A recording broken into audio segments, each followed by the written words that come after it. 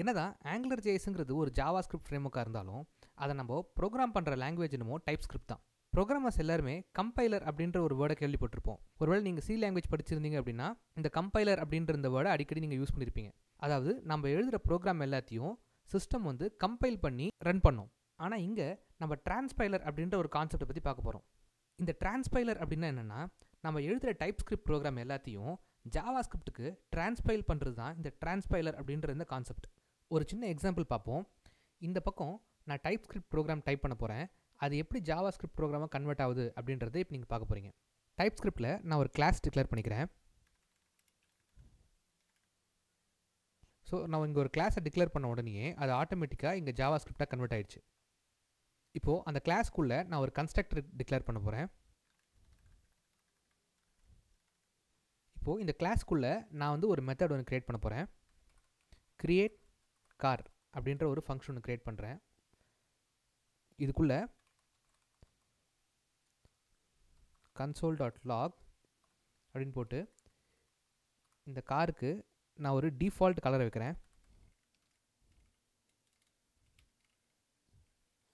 So ஒரு காரை create பண்ணும்போது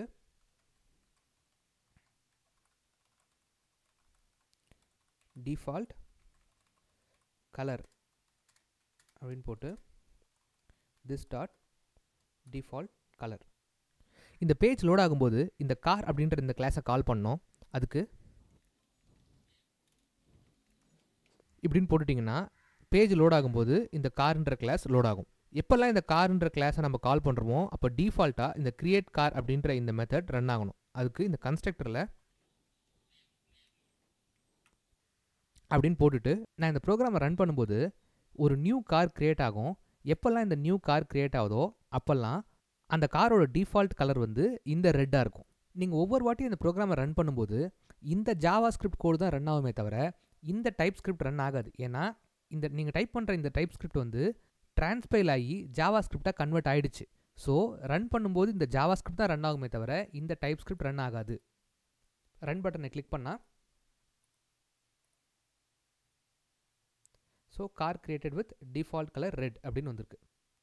இந்த ப்ரோக்ராம் எப்படி ஜாவா ஸ்கிரிப்டாக கன்வெர்ட் ஆகுது அப்படின்றத காமிக்கிறதுக்காக தான் இந்த ப்ரோக்ராம் நான் எழுதினேன். ஒருவேளை உங்களுக்கு இந்த கிளாஸ்னா என்ன, கன்ஸ்ட்ரக்டர்னா என்ன அப்படின்றது உங்களுக்கு புரியாமல் இருந்துச்சுன்னா அதை பற்றி எதுவும் கவலைப்படாதீங்க. நம்ம அடுத்தடுத்த வீடியோவில் அதெல்லாம் என்னென்னு பார்க்க ஆரம்பிப்போம். எதுக்காக டைப் ஸ்கிரிப்டில் எழுதி ஜாவா ஸ்கிரிப்ட் கன்வெர்ட் பண்ணுறோம்? டேரெக்டாக ஜாவா ஸ்கிரிப்ட்லேயே கோட் எழுதிடலாமே, எதுக்கு இந்த தேவையில்லாத கன்வர்ஷன் அப்படின்னு நிறைய பேருக்கு டவுட் வரும். நாம் இப்போ யூஸ் பண்ணிகிட்டு இருக்க ஜாவா ஸ்கிரிப்டோட வெர்ஷன் வந்து ES5. இந்த ES5 அப்படின்ற இந்த வெர்ஷன் தான் எல்லா ப்ரௌசர்லேயும் சப்போர்ட் ஆகும்.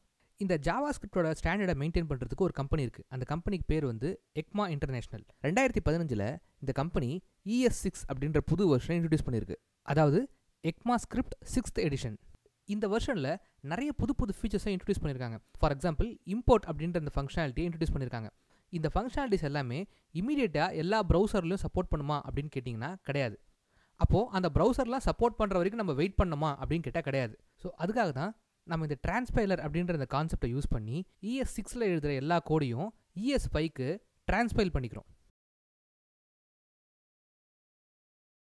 நீங்கள் பார்க்குற இந்த வீடியோ உங்களுக்கு பிடிச்சிருந்ததுன்னா லைக் பண்ணுங்கள். வெப் அப்ளிகேஷன், மொபைல் அப்ளிகேஷன் இதெல்லாம் எப்படி பண்ணணும் அப்படின்னு கற்றுக்கணும்னு ஆசைப்பட்டீங்கன்னா இந்த ஈச் ஒன் டீச் ஒன் அப்படின்ற இந்த சேனலுக்கு சப்ஸ்கிரைப் பண்ணுங்கள். டெக்னாலஜியை பற்றின எந்த ஒரு அப்டேட்டும் உடனே உங்களோட இமெயிலுக்கு வரணும் அப்படின்னு நீங்கள் நினச்சிங்க அப்படின்னா each1teach1.online அப்படின்ற வெப்சைட்டுக்கு போய்ட்டு சப்ஸ்கிரைப் பட்டனை கிளிக் பண்ணி உங்களோட இமெயிலையும் உங்களோட நேமையும் சப்மிட் பண்ணுங்கள். ப்ரோக்ராமிங் லாங்குவேஜில் இருக்கிற உங்களோட டவுட்டை உடனே என்கிட்ட கேட்டு கிளியர் பண்ணிக்கணும் அப்படின்னு நீங்கள் நினச்சிங்க அப்படின்னா இந்த வீடியோக்கு கீழே டிஸ்கிரிப்ஷனில் ஒரு வாட்ஸ்அப் குரூப்புக்கான லிங்க் இருக்குது. அந்த லிங்கை கிளிக் பண்ணி each1teach1 for tech அப்படின்ற அந்த குரூப்பில் ஜாயின் பண்ணிக்கோங்க.